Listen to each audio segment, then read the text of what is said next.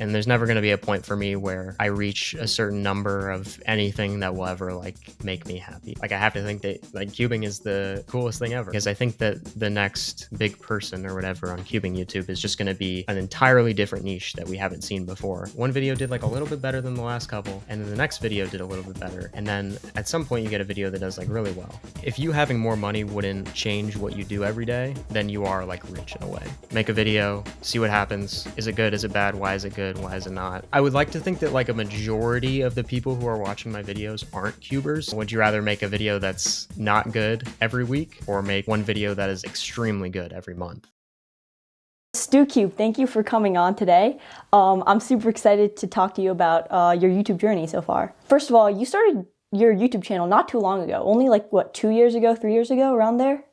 Right, yeah, around 2023. It was in July of 2023, I think. So an interesting time for cubing for sure. Did you have any like experience before you started, or was it you just kind of turned on the camera, just started making whatever you wanted? Right, yeah. On YouTube in particular, I had actually had a decent amount of experience, I'd say. Not experience to where I would actually be like good at making YouTube videos, but I had like a bunch of other channels before this one where, I had, tried to be good at YouTube. But inevitably, if you're not like really locked in, as the kids would say, you're not going to get much of anywhere. So, I had made like YouTube shorts, I had made all this other stuff. My first one was actually a stop motion Lego channel. And I think I posted like around 100 videos on that. And then all these other channels of different stuff. And just eventually, like, I think I just had made enough channels and like tried enough stuff to eventually like something would work. At least you would hope. So then I got to this one, and I think that I also have the most passion for this one out of any of the attempts that I've made, whatever those attempts were. But yeah, so I think I had like a decent amount of experience going into it, but definitely the most growth in my improvement, as a YouTuber or whatever, has been in these last 2 years, like by far. So when you started your STUCUBE channel, did you have like already a preconceived like idea of where you wanted to go with it, or did you have any inspirations or like watch any cubing YouTube before that? Yeah, of course. I mean, when I was making all those other channels, I had always loved cubing YouTube, especially, end of the 2010s, early 2020s before I started my channel. All of the JPerm, Cubehead, Laser Monkey, all of that content. I really loved watching all of that back when that was in its prime or whatever. But yeah, those were definitely like, I don't know if I'd say inspirations, that in the sense that like I took different parts of each of them and I kind of wanted to be like them, I guess, because that was how you would succeed or something like that.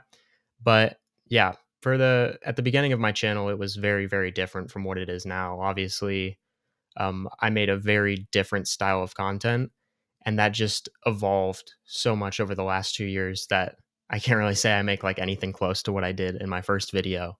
But yeah, I loved watching cubing YouTube growing up as a kid, and that's kind of, I guess, when I finally came to like making this channel, there was something different about it in the sense that from all the other ones that I had failed already, it was like, I think that this one worked because I just loved the thing I was making the videos about more than any other channel I had made. What kind of made you decide to go down this very unique kind of rabbit hole of storytelling with your channel? Because I feel like it's kind of almost had this like shift in the cubing YouTube space, because a lot of the things before this were more like, reviews, unboxings, and now we're kind of in this like new era. What kind of made you want to go down that route? Yeah, that's super interesting how that came up. Yeah, at the beginning, I was very, anything that you've ever seen on cubing YouTube, I was trying to do all of that. And then I kind of came to a fork in the road where I realized that like everybody always tells you you have to have a certain style to stick out, right? But I guess I don't know if I really had that at all. And I think that the storytelling came from not so much inspiration from other cubing YouTubers that I had watched in the past, because that didn't exactly exist. It kind of did, but not really. It was more so taking from other YouTubers outside of my niche. And I think that was like the key to every kind of style that I've had on my channel over the past year, especially, is just looking at what are other people on YouTube doing outside of cubing, and then taking something outside of cubing and then putting it into my videos. And I think that's how we can, generate like infinite content on cubing YouTube, is just from taking, outside of the niche. A lot of people like to joke that I make videos that are very similar to like Jimmy High Roller. I make videos that are very similar to like some of the documentary channels in some way. Like, I love Lemino, which is a YouTube documentary channel, Summoning Salt, other people like that who are just fantastic at storytelling. And then just taking a lot of that stuff and then transferring it into cubing YouTube. And that's how it's evolved over the past year, I would say, or the past 2 years, really. But yeah, it was a couple months before I ever even thought of doing anything remotely close to what I'm doing now. And then it's just slowly compounded into what it is now. How do you come up with the ideas for your videos? Are you just kind of, I know you said that you kind of take inspiration from other documentary channels, but are you, in terms of the cubing events, are you kind of just seeing what's going on, whether it's sliding or whether it's a new world record? Or do you have some sort of filter when you go about that process? Yeah, I definitely say the filter has gotten a lot more specific as I've moved forward, because it kind of has to. And like, like a year ago, I would have used different ideas than I do now. And I would have made videos about different things that are happening in the community than are happening now. Um, like I was a lot more broad in the ideas that I would make videos about, because I was kind of just trying to get my legs under myself so I could like, carry some momentum into something. Like I didn't really know what I was doing. So there was that, yeah, something happens, and then let's just make a video about it and let's just talk about it, write the script for like an hour or two and then just like record it and edit it really quickly. And then as I've evolved in my content, I've kind of noticed that the videos that I choose they have to appeal more to a general audience, because that's obviously like the number one skill that I've developed on YouTube so far, is trying to appeal to a general audience in cubing. And those topics are a lot more few and far between, I'd say, than just, I like to think you can make anything interesting, but it's a lot easier to make things interesting when you know what topics you want to pick. And yeah, I've definitely been a lot more selective about that over the last year, especially, I think. Yeah, I think you kind of tapped into what I was going to talk about next, which is your audience, Because most, I feel like, cubing YouTubers have kind of this casual cubing audience, maybe, and then this like very core cubing audience, the people who know the ins and outs, the people who, know about the PSL and all that type of stuff. But I feel like you have really tapped into this non-cubing audience more than anything. I saw on your fake Rubik's Cube World Record video, you had a bunch of comments from people who just have no idea what cubing is. And it's kind of the same when it comes to the casual cubers. I'm curious, out of the three audiences, the casual cubers, the non-cubers, and like this kind of avid cubers who actually watch cubing YouTube, which percentage of each category do you think makes up your channel? That's funny. Yeah, that's a question I think a couple people have asked when they see my videos, is like, how many of these people actually cube and stuff like that. And it's a question that honestly I'm still trying to figure out, but I think I have a better answer than I would have like a year ago. I would like to think that like a majority of the people who are watching my videos aren't cubers and have probably never tried to solve a Rubik's Cube quickly. Obviously they've heard of the cube before, because it's worldwide thing, right? You can throw the world championship in front of somebody and they'll probably find it interesting, even though they've never tried to solve a cube themselves. But yeah, I'd say it is a very, very large portion of my audience. And I think that I used to see that as a bad thing, but now it's like that's kind of maybe like the only way for me in terms of trying to grow as much as I can and try to get cubing in front of as many people as possible, especially like speed cubing in particular, is targeting that audience. And I think that that is a decently large portion of the people who watch my videos. Obviously, like the people who are the most like recurring and come back like multiple videos in a row are people who cube, because it's the easiest net to cast into the ocean of YouTube. You can just getting cubers is a lot easier when you're a cubing channel than it is to get non-cubers. So that's played a lot into the strategy of, like you said, like trying to find the best ideas and then actually working on the video.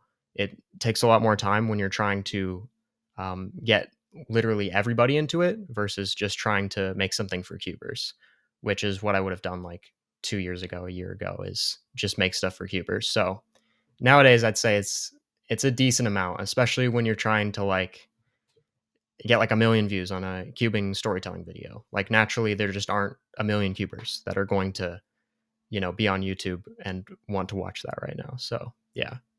And that probably goes with as time has gone on, your uploads have gotten more and more kind of spaced apart. Do you kind of plan on getting eventually to like a scarcity model type thing? Or do you want to upload like maybe monthly or bi-weekly or whatever? That's been the main struggle, I think, for me, has been what is a good amount of time between videos and not like letting it get out of hand. And I don't think that I'll ever have an upload schedule because that kind of forces you to put out stuff that you might not think is like, you might just like start rushing stuff out just to say, oh, I might as well just put this out because I have to upload every week, so I might as well.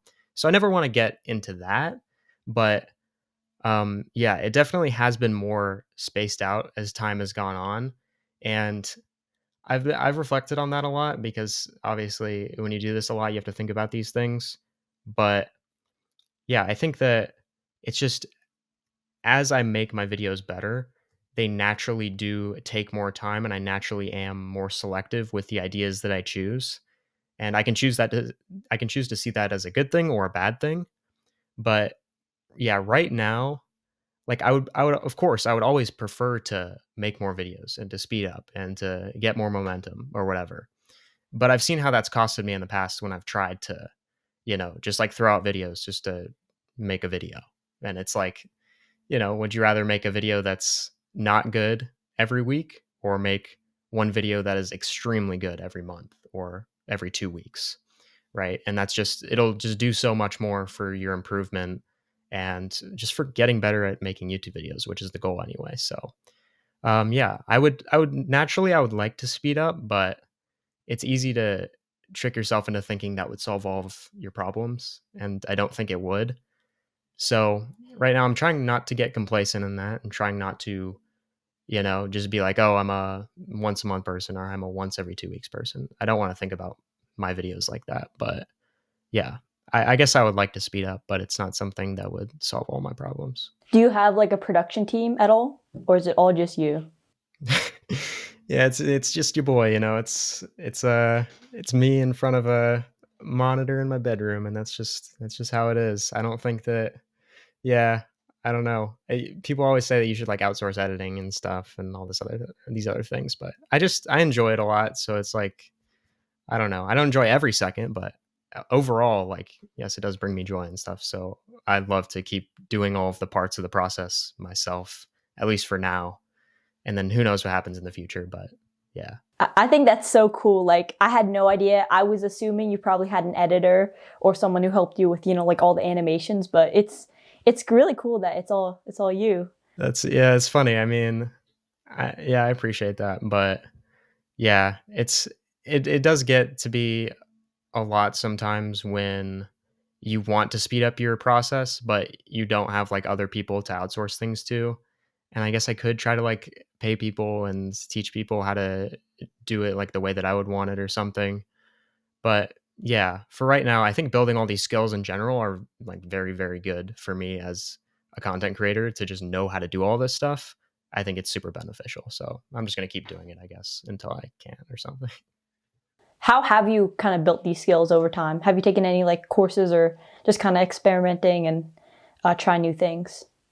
Yeah, it's like 100% just make a video, see what happens.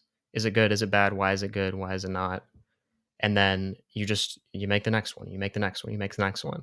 The main thing is just that has actually made me improve is actually focusing on improving as opposed to just focusing on making another video. If I just wanted to make another video, I can just make one just how my last one was. But then a year from now, I would just be who I am now, and I don't want that to happen, at least on YouTube. So it's been yeah, the main thing has always just been to like deliberately try to like focus on getting better at making YouTube videos and really like I guess studying what you have done right and what you've done wrong. And as you can identify those things, you're only going to get better. And yeah, I haven't, yeah, I guess like some tutorials on certain things that I'd want to know in like After Effects or something. But besides that, like, I don't think there's really anything like any courses out there that can really like tell you this is how to grow on long form YouTube, I guess, or something like that. Like they're just not, there's nobody that's just gonna like hand out like here's how you do it and then you just do it. It's typically it's just like a ton of repetition and focus on improvement. So recently, a pretty prominent streamer discovered your channel. I think you know who I'm talking about, Joe Bart. What was your reaction to seeing that he literally reacted to one of your videos on stream? Yeah, that was fun. I think I saw people in the comments that were like, "Oh, I'm here from a stream or whatever," and that was that was interesting because then of course I went to a stream and I saw you reacted to it and I was like, "Whoa, that's like it was really cool to think that like that is another lane that we can expand into that hasn't really been expanded into before, which is like the mainstream of social media as a whole, and especially streaming because cubing and streaming don't typically work together for like a mainstream general audience. So I think that yeah, like just as many people as we can see get their eyes on cubing and show other people about speed cubing in particular, at least for me, is huge. And yeah, I absolutely love that he took the time to do that. And I think that yeah, that just it just comes from just trying to make the best videos possible. And at a certain point, like you'll get lucky and something like that will happen, right? Because I didn't tell him to watch that. He probably just like saw it somehow and then he watched it. And to a certain extent, like that is luck that he in particular saw it and then wanted to watch it. So I thought it was really cool that that happened. And yeah, it's cool to know that like eventually, if I just kept trying to make the best videos, then eventually like someone like that would see it and they would find it interesting. So yeah, it was really cool. Are you pursuing this as like a career, or is it still kind of just a hobby? Yeah, that's an interesting question. I mean, it would depend on who you are that's asking the question and what kind of answer I would give. But I think that, at least my opinion, is that if you having more money wouldn't change what you do every day, then you are like rich in a way. You're kind of just like, you just have what you need, I guess. And yeah, it's going to depend on the future and everything. But um, I think at least now I'm happy with what I'm doing. And I think that's what matters is that I still want to get better and I still want to improve and I still want to make more videos. So at the end of the day, like that's just going to go for however long it goes. And yeah, I guess we'll see what happens.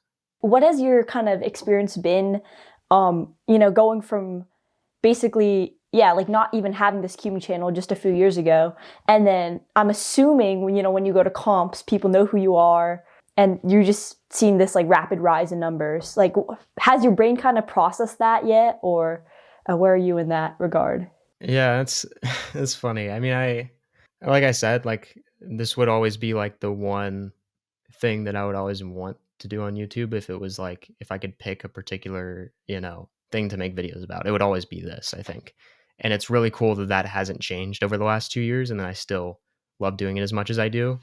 And yeah, it is really cool to see like people in person and like hear that they actually enjoy my content as opposed to just like seeing numbers on a screen is cool as well. But it's yeah, that in particular is pretty cool, I think.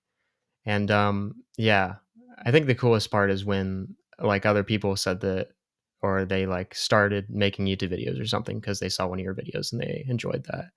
And I think that's the main thing that brings me joy probably out of that is when other people start their own journeys doing this stuff because this has been like, you know, like one of the best things I've ever done. So it's I want other people to experience that as well. So I think it's really cool to meet people and hear about, how my content has, made them enjoy their day a little bit or something. So it's cool. Yeah. Where do you see the future of your content going right now? Do you think you're going to expand to maybe like back to shorts? I know you did that in the past. To other platforms. Where are you kind of thinking with that? Yeah. Short form content's interesting because I did do shorts for a decent amount of time.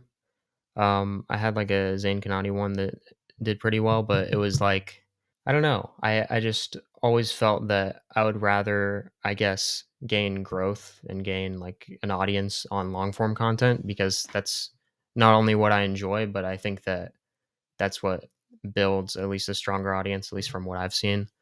But I think I would rather have that. And so I've just continued making just long form videos, at least at this point. Um, but there are people who have like reposted my stuff on TikTok and stuff like that. And it's been funny to see that happen. But um, in a perfect world, it would be me who was posting my own content on TikTok, and we're trying to figure that out. But I don't think like in particular I would decide to go and just make a ton of YouTube shorts or something just because I'd rather make long form videos. But yeah, I think that it's going to stay relatively the same in terms of format of my content. Who knows about speed and all this other stuff? Like, I don't know how fast I'm going to be going for the next year. But hopefully, as fast as I can go, while still maintaining quality. And I think that's the next probably avenue for my content is trying to get more efficient and make it faster because I've gotten to a point where I'm pretty happy with how it is. And obviously, I'm always pretty happy with how it is. But then, like a year later, I look back on the stuff I made a year ago, and I'm like, that was terrible. Like, what was I even thinking? But I think that as long as I can get to that place where I'm constantly saying, "Look at what I made a year ago. That was awful." That's like a good thing, I think. So that's probably where I'm going. That's kind of funny because I remember, I think I discovered your channel when you had maybe 6,000, 7,000. Did not mean to say that, but when you had about Yeah. that many subscribers. At the time, I was like, this content is amazing. And then now I was looking back for research on this interview, and I was like, you've improved so much in all the departments. So it's really when you look back when you realize the how far you've come. Yeah, that's been like the most fun part of the journey by far is looking back at something I made a year ago that I remember vividly in the moment thinking like it doesn't get much better than this for me. Like I don't know what else I could possibly do to make this video better. And then like a year later you just see like the compound interest of how many videos you've made. And it never like at a point was it like, oh, I just improved from this video to this video. It was just over the course of a year of just constantly doing it over and over again. You just get so much better at it. And I think that's the one thing that makes YouTube worth it for me, I think. Something that I think we've all noticed as time has gone on is the breakdown part of your videos has become a lot less to the point of sometimes not even being there. Is that because of other people being able to kind of do that aspect and kind of wanting to focus more on the storytelling, or what thought has gone into that? I think it's probably more of the latter of the question you said is probably it's probably more to do with storytelling. For example, I'll just give you like a direct example. Last year, I made the Asian Championship video about how Roy Hung got the 324 and stuff like that. And I did include a breakdown in that one. However, this year I made a very similar video, at least in style, which was the world's video. And that one I didn't have any breakdowns in at all. And I kind of think that there's a time and place to do it. Obviously, if there's a world record single or something, you kind of have to break it down and it does fit and it does work in that context. But when I'm trying to tell a story like the one that happened at the World Championship of like Yihang versus Xuan Yi, I don't think there was any point in that where it was really like necessary to try to break anything down that they were doing, especially since the main thing that it comes down to in terms of breakdowns for me right now is who is watching my videos. And I think for that Worlds video in particular, it was a lot of people who the breakdown just wouldn't have benefited because they don't know enough of what's going on in terms of the technical aspect of cubing to really care about the breakdown at all. And I just want to make the video for so that like people will find it entertaining and they'll find it interesting. And yeah, there's definitely a time and place for it, but as my content has shifted more storytelling heavy, I think the breakdowns have I guess taken a hit. Like I guess they're not as important to the main goal that I'm trying to do right now. Do you ever ask other, I don't know, cube YouTubers, other YouTubers for, like, do you collaborate them on ideas or anything like that? No, yeah, there's definitely a limit to where it can like only be you because you can try to you can try to think that you can do everything yourself, but I think there definitely is a ton of positives to talking to other people who also make content. Yeah, I do talk to a couple of other people who make cubing videos, but it's like it kind of would have to be in my niche of what I do in terms of like storytelling and cubing and like speed cubing in particular. I love working with the guys over at Speed Cubing TV a ton. They, they have like a similar, I guess, focus and like mindset to what I'm trying to do right now. Um, yeah, I talked to a couple different people who make like storytelling cubing content, I guess, and it's always beneficial whenever we can like talk about what's going on and try to like mold that into an idea, as opposed to just, oh, this is just what happened, and then you try to figure it out yourself. And sometimes you can, but you know, a lot of the times other people have good input on how you should tell the story or what the story would look like in a perfect world. So I think that that definitely helps, I think. Do you kind of see yourself expanding more into like the business side of this YouTube stuff? I know recently you launched kind of like merch on SpeakCube Shop. Are you kind of planning to go down that route at all? Yeah, I think we are going to do more of that. Yeah, I guess it's never been like a central focus for me because I guess I've just been focused on like making the content, and then we'll see what happens from there usually. But I don't know if I am getting to a point where it would really matter too much, but I am thinking about it more. And like, as you've seen, when when like we actually dropped something for once that was like related to my branding. But yeah, branding is definitely something that I've started to think about more. But at the same time, I still have to figure out exactly how that would work with the audience that I have. And, trying to trying to make that work is probably going to be something that I need to focus on like now or in the near future. What advice do you have for smaller cubing YouTubers to grow their channels? Probably if you're starting at like 0, you should probably like just realize that I think that like nobody knows what they're doing almost is a good piece of advice, because not only nobody knows what they're doing in your position when you're starting at 0, but also someone like me, like I've been doing it for the last 2 years, but at the same time, every video very much so feels like I'm doing something completely new, and I have to like, refocus to try to make this idea into something that's interesting. It's not like you just have a ton of momentum to where you can just start pumping out the same video over and over, and then, you'll just grow.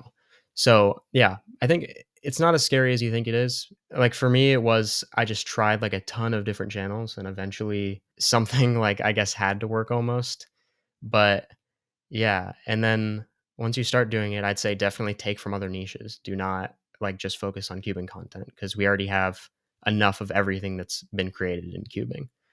And yeah, a lot of people are pessimistic in terms of, oh, I don't think there's any more cubing content to make. You can only do so much.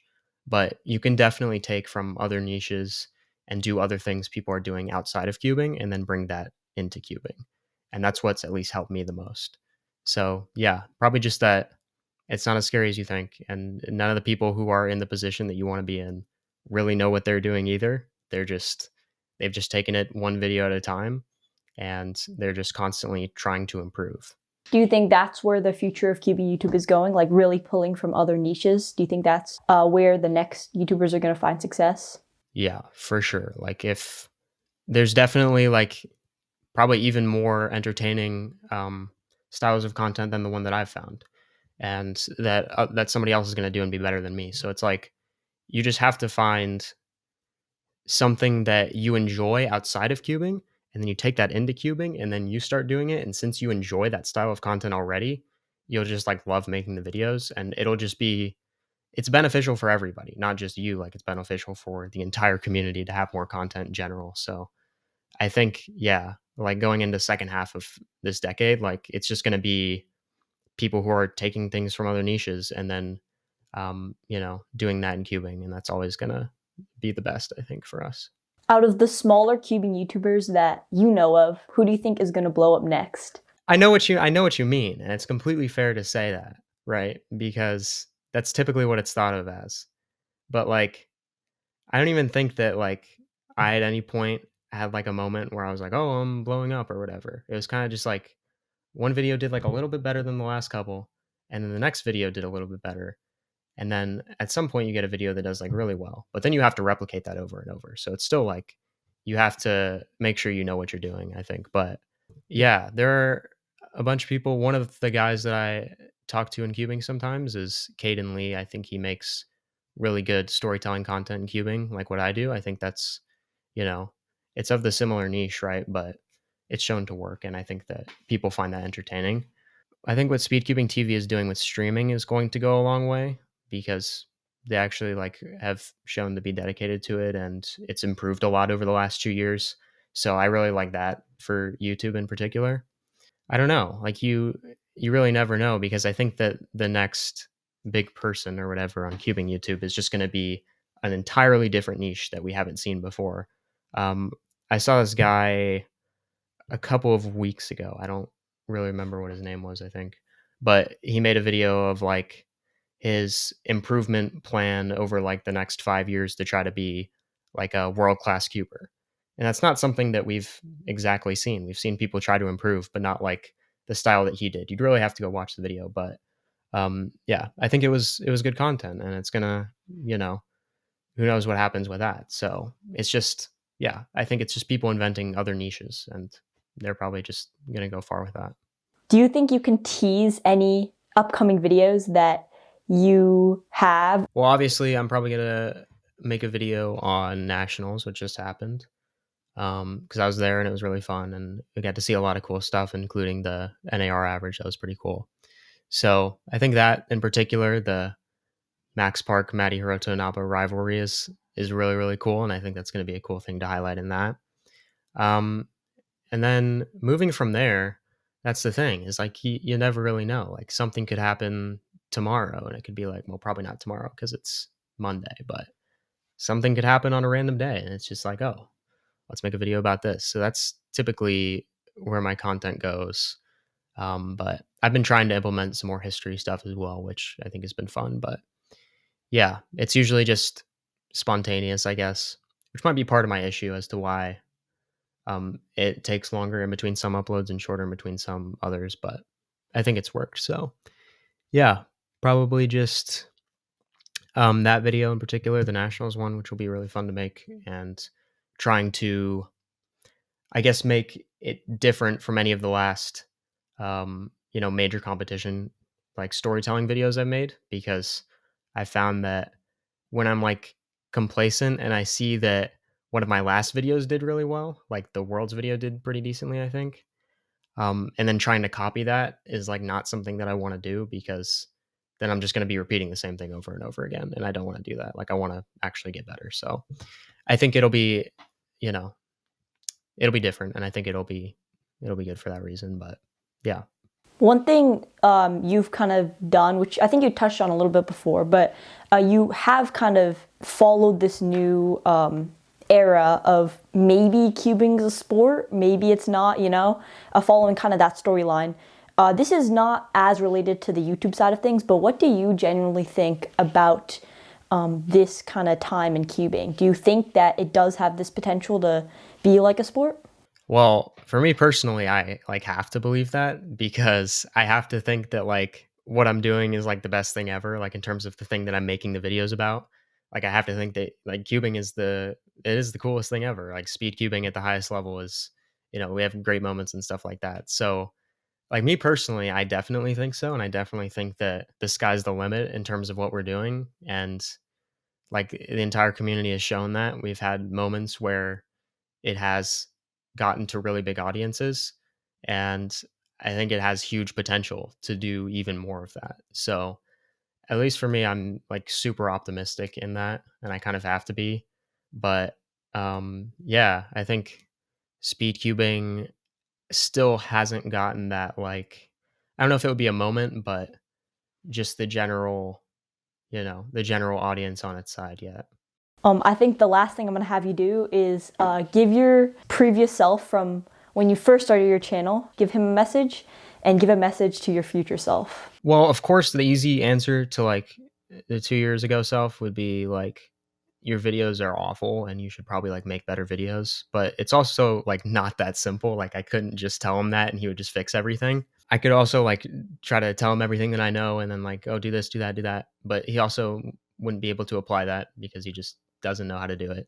Like it always comes back to the point, if I were to tell my past self something, it would almost be like nothing at all because there isn't really anything that I could say that would make their experience in life in general any better. Because if I did say something, then like it would be like I don't know, do this to make your video better or do this. But that's also skipping the step of learning that thing, which in and of itself is a very enjoyable part of the process.